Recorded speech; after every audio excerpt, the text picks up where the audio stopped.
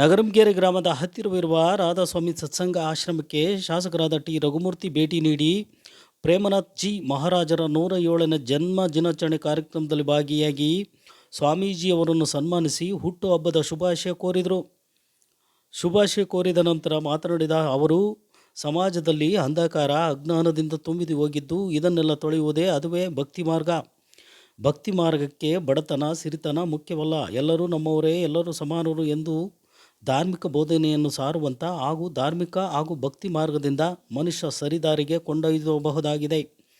ಮನುಷ್ಯನಿಗೆ ನೆಮ್ಮದಿ ಶಾಂತಿಯನ್ನು ಕೊಡುವಂತಹ ಧಾರ್ಮಿಕ ಭಕ್ತಿ ಕೇಂದ್ರವಾಗಿ ಈ ರಾಧಾಸ್ವಾಮಿ ಆಶ್ರಮ ಸಾಗುತ್ತಿರುವುದು ಸಂತಸ ತಂದಿದೆ ಎಂದು ಹೇಳಿದರು.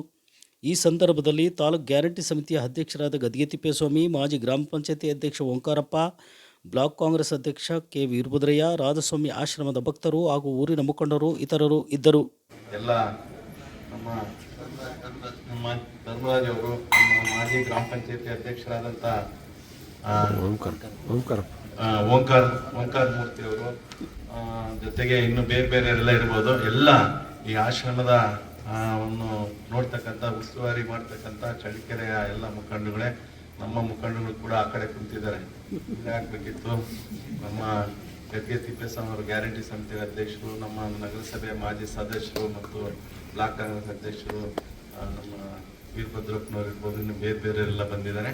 ಈ ಕಾರ್ಯಕ್ರಮದಲ್ಲಿ ಭಾಗವಹಿಸಿರ್ತಕ್ಕಂಥ ಎಲ್ಲ ನಮ್ಮ ಚಳ್ಳಕೆರೆ ತಾಲೂಕು, ಹಿರಿಯೂರು, ನಮ್ಮ ಚಿತ್ರದುರ್ಗ ಜಿಲ್ಲೆ ಮತ್ತು ಆಂಧ್ರ ಪ್ರದೇಶದಿಂದ ಬಂದಂಥ ಎಲ್ಲ ಭಕ್ತಾದಿಗಳೇ, ತಾವೆಲ್ಲರೂ ಒಂದು ವಿಶೇಷವಾದ ಜೊತೆಗೆ ಧಾರ್ಮಿಕ ಭಾವನೆಯನ್ನು ಹೊಂದಿ ಈ ರಾಧಾಸ್ವಾಮಿ ಆಶ್ರಮ ಏನಿದೆ, ಈಗಾಗಲೇ ಗುರುಗಳು ಹೇಳ್ತಾ ಇದ್ರು, ಬೆಂಗಳೂರಲ್ಲಿ ಕೆಂಗೇರಿನಲ್ಲಿ ದೊಡ್ಡ ಆಶ್ರಮ ಇದೆ ಮತ್ತು ರಾಜ್ಯದಲ್ಲಿ ಬೇರೆ ಬೇರೆ ರಾಜ್ಯದಲ್ಲಿ ಕೂಡ ಇದಾವೆ.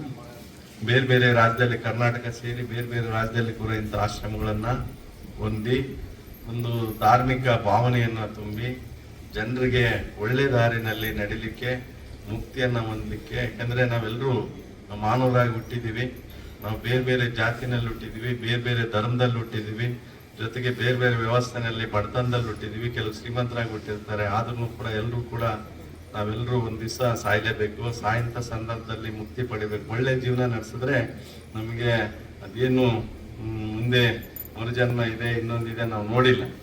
ಆದ್ರೆ ಒಳ್ಳೆ ದಾರಿನಲ್ಲಂತೂ ನಾವೆಲ್ಲ ನಡಿಬೇಕು. ಅಂತ ಇದಕ್ಕೆ, ಅಂತ ಒಂದು ವ್ಯವಸ್ಥೆಗೆ ಪೂರಕವಾದ ರಾಧಾಸ್ವಾಮಿ ಬೇರೆ ಬೇರೆ ಆಶ್ರಮಗಳು ಇದಾವೆ, ಬೇರೆ ಬೇರೆ ಮಠಗಳು ಇದಾವೆ. ಅವೆಲ್ಲರೂ ಕೂಡ ಬೇರೆ ರೀತಿಯಲ್ಲಿ ಒಂದು ಸನ್ಮಾರ್ಗದಲ್ಲಿ ನಡಿಬೇಕಂತ ಏನ್ ಹೇಳ್ತಾರೆ, ಅದಕ್ಕೆ ಪೂರಕವಾಗಿ ಈ ಆಶ್ರಮನು ಕೂಡ ನಡೆದಿದೆ ಅಂತ ಹೇಳಿ ಭಾವಿಸ್ತೀನಿ. ಈಗೇನು ಗುರುಗಳು, ಈಗೇನು ನಮ್ಮಲ್ಲಿ ಬಾಬಾ ವಾಸುದೇವ್ ಮಹಾರಾಜರು, ಅವರು ಕೂಡ ಒಂದು ಉತ್ತಮವಾದ ವ್ಯವಸ್ಥೆನಲ್ಲಿದ್ದು, ಏನು ಇಂಡಿಯನ್ ಇನ್ಸ್ಟಿಟ್ಯೂಟ್ ಆಫ್ ಸೈನ್ಸ್ ಅಲ್ಲಿ ಅವರು ಕೂಡ ಸೇವೆ ಮಾಡಂತ ಸಂದರ್ಭದಲ್ಲಿ ಇದಕ್ಕೆ ಈ ಒಂದು ಆಶ್ರಮಕ್ಕೆ ಸೇರಿ ನಾನು ಕೂಡ ಸಮಾಜ ಸೇವೆ ಮಾಡ್ಬೇಕಂತ ಹೇಳಿ ಬಂದಿದ್ದೇನೆ. ನಾನು ಕೂಡ ಇಂಜಿನಿಯರ್ ಆಗಿದ್ದಂತಾನೆ, ನಾನು ಇಂಜಿನಿಯರ್ ಕೆಲಸ ಬಿಟ್ಟು ಇಲ್ಲಿ MLA ಆಗಿ ಏನಾದರೂ ಸಮಾಜ ಸೇವೆ ಮಾಡ್ಬೇಕಂತ ನಾವು ಅಲ್ಲಿಗೆ ಬಂದಿದ್ದೀವಿ.